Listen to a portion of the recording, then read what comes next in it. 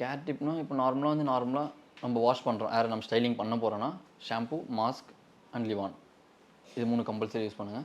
Use பண்ணிவிட்டு நீங்கள் tongs wise போகாதீங்க, டாங்ஸோ இல்லை அயனிங்கோ இது போகாதீங்க.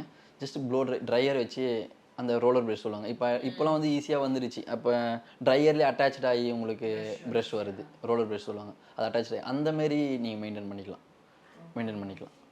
அது வந்து உங்களுக்கு அவ்வளோ சீக்கிரம் டேமேஜ் பண்ணி கொடுக்காது. And when it comes to ப்ராடக்ட்ஸ்னு போக சொல்ல ஒருத்தவங்க ஒரு ப்ரைஸ் இது பண்ணுவாங்க. இப்போ வந்து பார்த்தீங்கன்னா உங்களுக்கு லோரியல் போகலாம், ப்ரொஃபஷனல் ஷாம்பு, ப்ரொஃபஷனல் மாஸ்க் அப்படி யூஸ் பண்ண சொல்ல பெட்டராக இருக்கும்.